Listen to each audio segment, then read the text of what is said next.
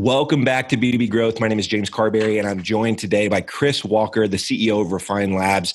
Now, Chris wrote something on LinkedIn a few weeks ago that blew up. It looks like it got over 1,500 people engaging with it.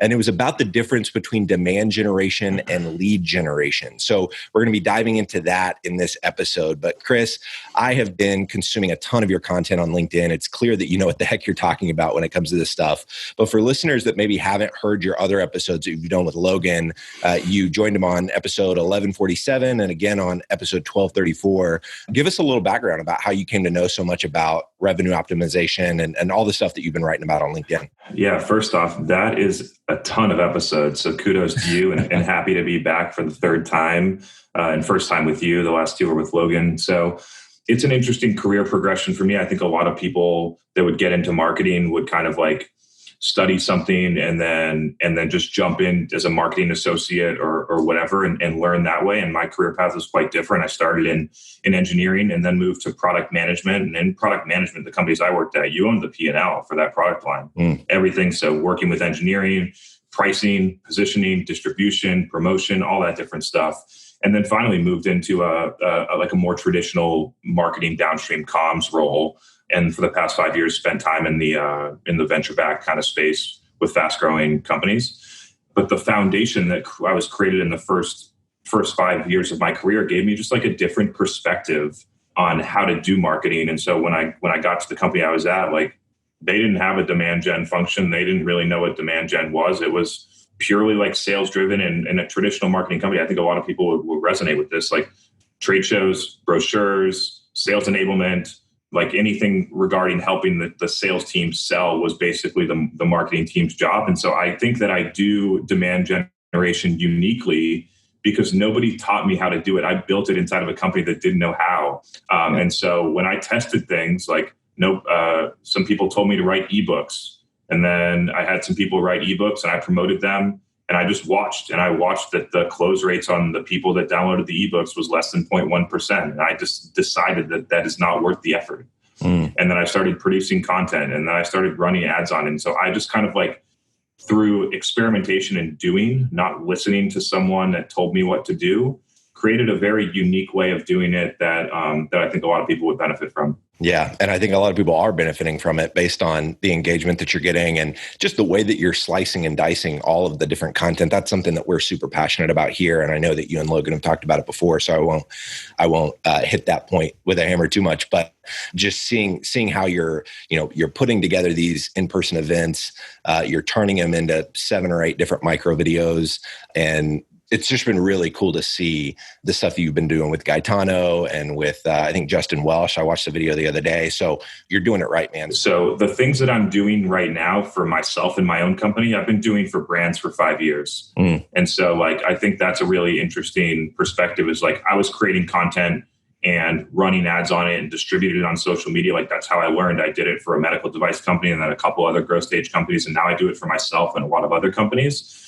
And another thing that's been kind of interesting, and I think this will like hit people, is that it's super interesting that my company with 5 people produces more content every day than most $50+ million businesses. Yeah. And so I think if you work in one of those companies, it's like maybe that's the way that somebody finally says it to give you the push to try and think about how to do it, because like it doesn't cost a lot. It just takes a commitment to the strategy and a dedication to understand and patience, which a lot of companies do not support.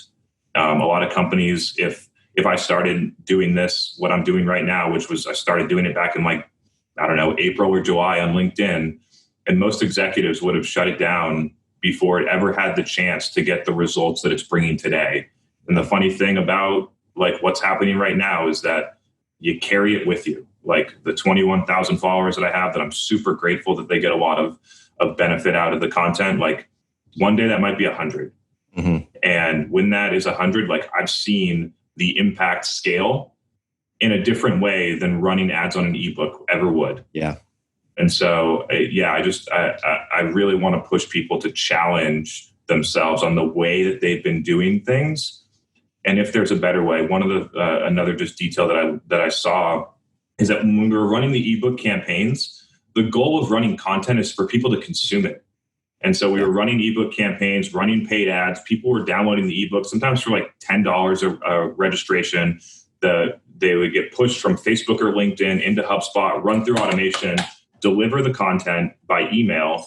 And then when you actually look at the click-throughs on the email and the consumption of the ebooks, next to nothing. Like 10% click-through. So like 1 out of 10 that you're actually paying for is actually even getting to the ebook. And then if you look at the consumption, like they're not actually consuming it. So you're just paying a lot of money to collect email addresses. Yep. And so, really hoping that if you haven't audited that entire process, because I audit enough SaaS companies and I know that most companies are doing it that way. If you haven't looked at the data for those couple key metrics that I just pointed out, I'd encourage you to do it. And it might take you in a different direction than where you're going right now. So we're going to get into the lead gen versus demand gen conversation in a second, but you touched on something there that's, I mean, a lot of what we're building here around our collective show offering has to do exactly with what you're saying. And the thing that I've been noticing is, in your case, for example, you have a very distinct perspective. You've got a unique way of thinking about how marketing works, how revenue like optimization should work. You take a stand on things. Are the companies that you're working with, is it typically the CEO? Is it usually their CMO? Like, are you building the strategy around a single person, or are you looking at multiple executives in the organization and building content around each of them as individuals and picking out what are the things that they're doing differently, or the things that they're saying that are going to get the kind of reaction that your content's been getting on LinkedIn? Yeah, so it's funny. Predominantly, we market through the brand, through the logo, not through a human. And you can do the exact same thing. Like a logo can have the exact same impact and thought leadership, arguably more than one single person, if it's architected the right way. There are certain scenarios where the CEO has a specific perspective or an amount of credibility based on their past career experience where they can speak in that manner. And when those cases happen, we certainly take advantage of it. And it works on LinkedIn. We architect strategies for executives that are similar to what I do and see great results. But for the most part, it's through the brand. And so I think that people that get confused that you must go through personal brands in order for this type of stuff to happen, like, I think in my experience that it actually works better when it comes through a brand, because you can leverage a lot of different people and there's like a combination, right? So like if you're going to interview people as a brand and you're going to go and interview thought leaders or customers or whatever, like you might have one single interviewer that starts to attract attention. Then you can start to siphon that out into an own personal brand. But you could arguably, like, $1 billion company that's selling into 10 verticals should have 10 hosts and host 10 shows. But they host 0 shows with 0 hosts. You're exactly right. That's really what we've been doing, creating the brand for each of our different collective shows. So B2B Sales Show, B2B Growth Show, we've got multiple hosts for those shows. So we're really building individual personal brands under the umbrella of the show at a high level. And the reason we call it collective thought leadership is because you're leaning on the collection of all of those different points of view and thoughts to actually go a whole lot further, a whole lot faster, because it's not just you climbing a mountain by yourself.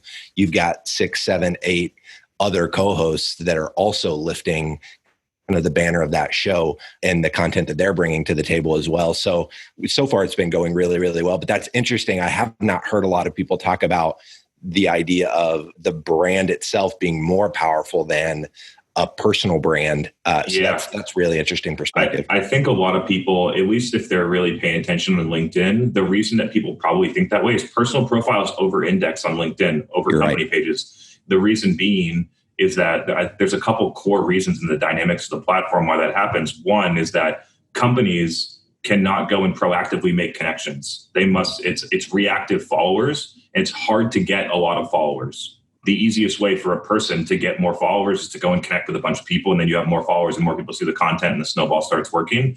Companies can't do that. The second thing is that I just believe, just on experience, that the algorithm deprioritizes company posts right now. That might change over time. But if you're in like a heavy content marketing, content driven brand, a corporate brand, like you should be running paid. Like LinkedIn is one distribution channel. There are a lot of channels, right? So like if you're running content, email, Facebook ads, Instagram story ads, LinkedIn organic through employees' profiles, podcast, YouTube, like all those different places are in play. I do believe that personal brands over-index on LinkedIn organic, but that is not the same dynamic across all those other channels. So do you advise that companies put dollars on their company LinkedIn, like running it? Because I know you talk a lot about just putting dollars behind content and not necessarily having a call to action behind it. We're going to get into that a little bit when we talk about the difference between lead gen and demand gen. But do you advise companies to do that on LinkedIn, even though it is such an expensive ad platform? There's no black and white answer to this. I think there's a lot of different variables that play into it. Just like your overall revenue efficiency, the average contract value of your product, who you're trying to reach. Like there's a lot of companies, we don't do any advertising on LinkedIn because Facebook works so much better and it's 10 to 20 times less expensive. In other companies, if you're selling to CROs at companies that are 50 to 200 employees that also use Tableau, then you might want to use LinkedIn instead. Right. And so I think it really depends on whether or not you can target them in other places more effectively for less cost. But in general, like the thesis is we use paid media predominantly to distribute content, not to drive conversions, because then the conversions that you do get happen organic or direct traffic, and there's way more high quality and you create brand awareness through it and all the other things that we talk about. And so that's a strategy that I've been using for 5 years. I go in and audit companies that are doing it the other way. I just know this way works better. Yeah. So before we get into which one, you think is more effective, which I think we've already kind of let the cat out of the bag in communicating that, but how do you define both lead generation and demand generation? Yeah. So I've been talking about this a lot, and I've gotten a lot of great questions on posts or videos or live Q&As that we're doing. And so I've tried to really figure out how the most simple and effective way to communicate this is. And when it comes down to it, the way that I've found this resonating the most with people right now is it comes down to what is your intent as a marketer? Is your intent to create a contact that then your salespeople can sell to? That's lead gen. Or is your intent to educate people or create value for people, which then drives awareness of your brand, your company, your product, and future consideration of what you do? I consider that demand gen. And so, and I would argue that the best lead gen happens because of good demand gen. Like a lead gen is an output of good demand gen, not the endpoint, if that makes sense. And so that's kind of the difference that I see. I hope that worked. But if you have a follow-up question. So what would be some activities or some examples of each of those to just allow folks to see what you're saying even more clearly?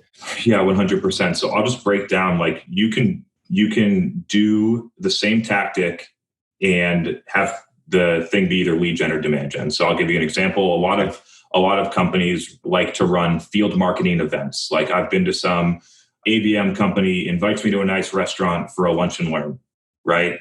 And so I show up to the lunch and learn because I have free time and it's nice. And basically it's a educational pitch of their product or category.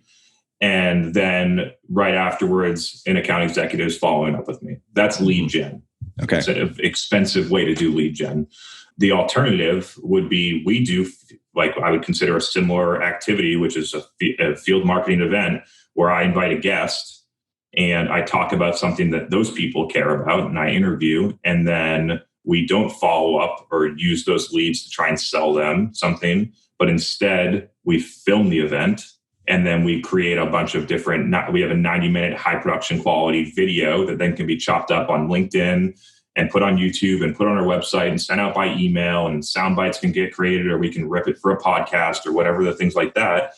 And then through that education, we create awareness, and then people come to us to buy stuff, which I would consider using the same tactic, but in a demand gen execution rather than a lead gen execution. The same thing can go for ebooks or whatever tactic. It's just, what are you trying to do? Are you trying to educate people, or are you trying to get people to convert so you can try and sell them something?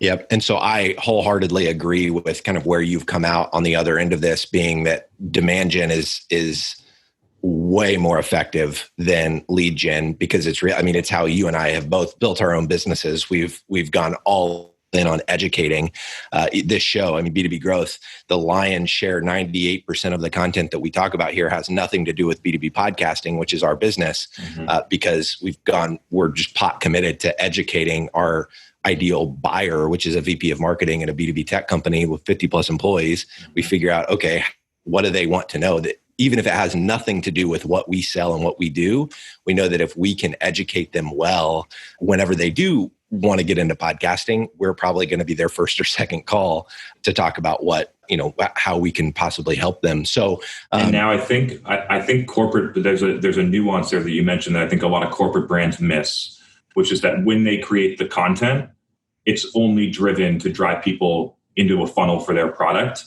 as opposed to, let me assess my audience, let me figure out what they care about. And 98% of the things that they care about have nothing to do with you, and really go pot committed on the 98%. It's so counterintuitive. People struggle to get there, right? Like, I've been running demand gen and I've been filming these videos and spending, travel, get someone there, videographers, like an expensive production to create a video that has nothing to do with our product. And I've gotten pushback from executives, but I know that the impact of creating that video, sending it out in an email to 100,000 people that care, watch the amount of depth you create when 1,000 people in your target market spend 90 minutes watching that video.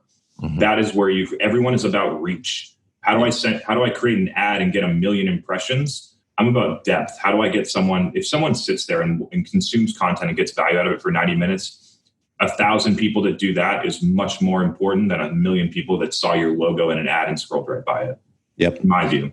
So clearly, both you and I land on the same side of the fence, which is demand gen is far more effective going out and creating that demand by not necessarily having a call to action, or your intent is not sales intent. Exactly. Yeah. Your intent is not to create this piece of content so that you can hand over a lead to your sales team. Your intent is to educate the market that you're trying to educate. So demand gen coming out more effective there. Is there any room at all for lead gen? Is there a situation where that makes sense? I personally don't use that tactic, mainly because, like, my feeling, and I think this will actually, I've never said it this way before, but I think it'll be an interesting way to look at it, is that the companies that are running lead gen prioritize quantity over quality. And I know that because you just can't cold target someone, have them convert on a lead gen form and expect them to close at any set of a high rate. They were cold, and then people will convert, but I just know, like, I've done this before. You run requested demo ads on LinkedIn, you get people to fill out the form for $200 each, and you're going to send 25 leads to your sales team and 0 of them are going to close, and you just wasted their time. And so it's not only the cost of the expense of running the ads. So you get those 25 leads for $200, it's $5,000, but it's all of the wasted time for your, whatever it is, SDRs, AEs, any of that process to go and follow up with those leads and move them through a process where they're not going to close. And then lastly, the hidden cost of misalignment that's created between marketing and sales by doing that. And so if you look at all of the different impacts, that is the reason why I choose not to do it that way anymore, because I've run enough experiments and I continue to fact check. So the most recent time that we've done that was in January of this year. We ran LinkedIn conversion ads, super targeted for demo, collected 20 leads at about the price that I just mentioned, and 0 of them closed in a 30-day sales cycle. So that, they didn't close. And I think people only think about it directly, or they're measured in a way that incentivizes them to behave that way. Yeah. And so I want to go back to that measurement piece. So it was something that you mentioned actually in the post that I referred to earlier that you wrote on LinkedIn. You said that marketing teams need to stop getting measured like SDR teams. They need to stop getting measured on MQL volume and early stage funnel metrics that don't matter. So how do you propose that marketers should be measured instead? Gosh, so I finally felt like I've figured out why people behave this way and why marketers do the things that they do. I spend a lot of time thinking about that organizationally, because you see it at a mass scale about what's happening right now. And basically the way that I look at it in B2B companies, since the beginning of time have been sales driven. Yeah. And not no fault to them. 20 years ago, like that was the way to go to market, right? There was very little internet, very tough to reach people, not a lot of tech, like not a lot of targeting. That was the way. And over the past 5 or 10 years, marketing has become more important, but people have taken the methodology of sales and pushed it into marketing. And so if you look at like how people are scored on MQLs or meetings booked, like that's basically the same way they score an SDR team. So now they just have 2 teams that are doing the same thing in different ways. SDRs are booking meetings through cold calls or outbound or whatever they want to do. And marketing teams are running conversion-based ads or mid-funnel content ads to get the same exact outcome. Yep. And so the easiest way for me to tell whether or not a company is really doing demand gen is to look at their sales efficiency metrics between inbound and outbound. And so you should see significantly higher win rates and significantly shorter sales cycles if you're doing demand generation right and through the inbound channel. Got it. And so that's like a super clear and easy way to know what's going on. And most companies will see similar, if not worse, metrics on their inbound channel because of the way that they're executing, because they're doing lead gen, not demand gen. How do you think marketers should be measured if it's not on MQL volume and early stage funnel metrics? But I think you answered it. It's looking at what is your win rate on your inbound leads and measuring them based on that. Did I understand that correctly? Look, I've thought about this for 5 years. I think I have a very clear picture of how companies should do this, which is that the number one metric that marketing teams should be scored on is revenue contribution. Okay. A lot of tech vendors are pushing them to be measured on influence pipeline or something like that, which is great because for tech vendors to sell their product because marketers can send one email and claim that they influenced that pipeline. But the real way is marketing sourced inbound revenue contribution for net new logo. So exclude expansion, exclude all that stuff. So what percentage of your revenue is coming to you versus you going to them, especially for higher ACV SaaS products specifically. A lot of companies that we go into are like 10%. Heavy outbound. And so if you're able to move that metric to 35% or 50%, then the dynamics of your business change. Actually, how you structure your business can change a lot. You maybe don't need so many SDRs, maybe don't need so many AEs. You can lower your customer acquisition costs, a lot of different things. So 1, inbound revenue contribution as a percentage of total net new logo revenue. The second one is marketing source qualified pipeline generated. The third one is sales cycle length compared to the outbound channel. Fourth one would be win rate of marketing source versus outbound channel. Then the last one would be like customer acquisition costs or CAC payback period or another metric to know how efficient you are in spending your marketing dollars. Those are the metrics that I audit companies on, especially when you compare it inbound, outbound, and you look at like customer acquisition costs or CAC payback period.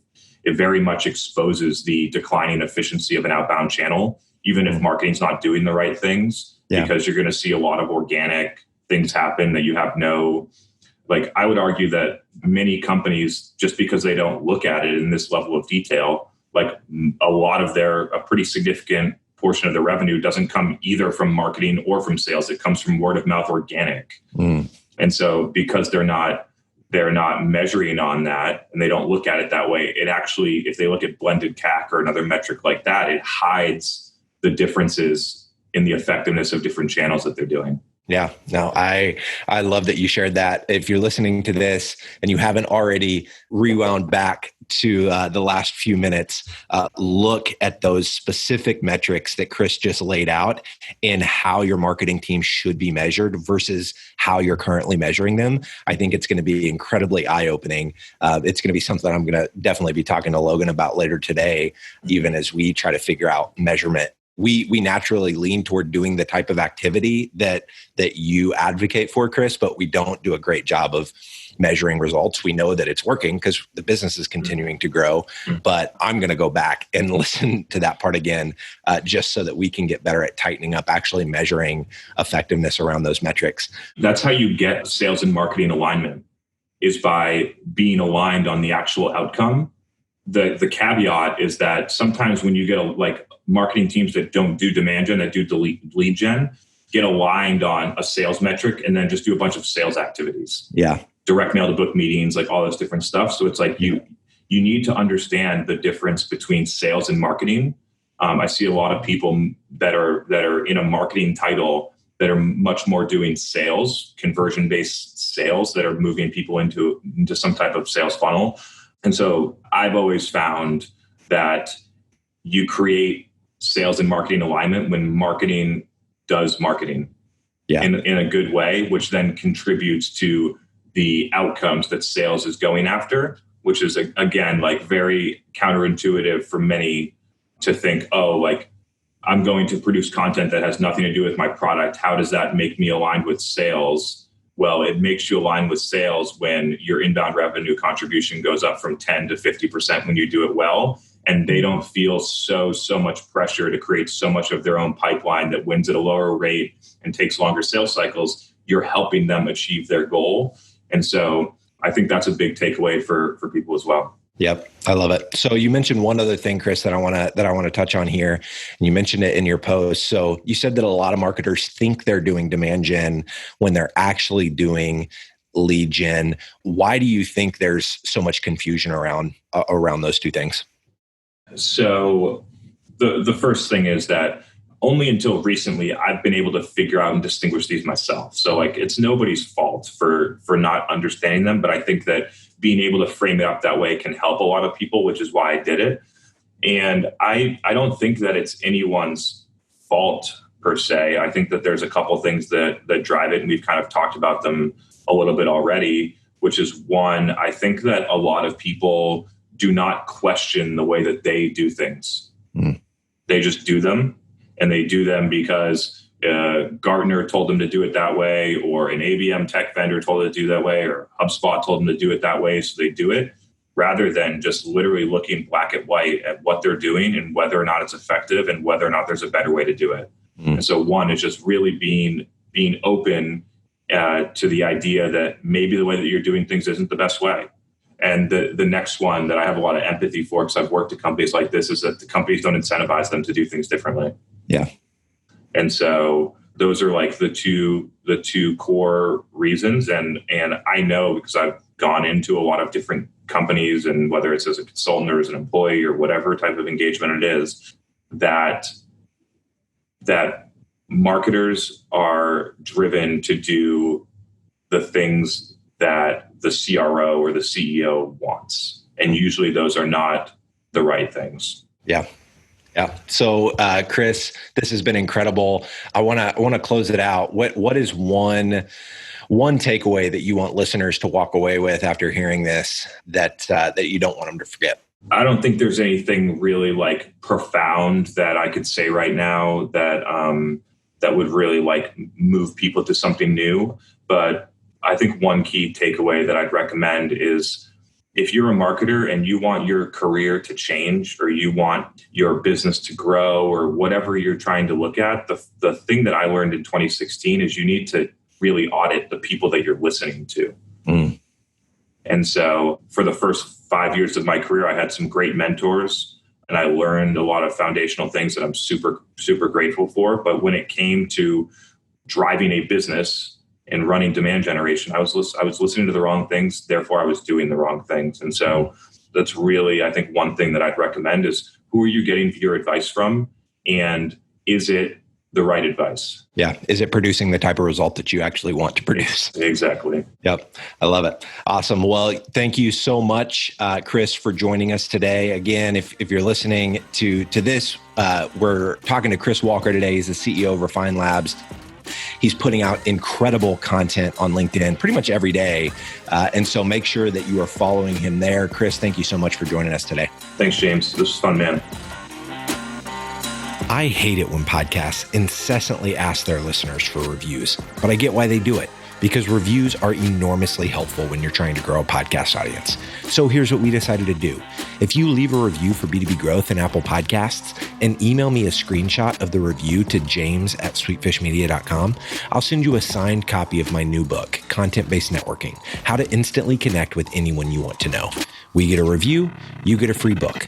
We both win.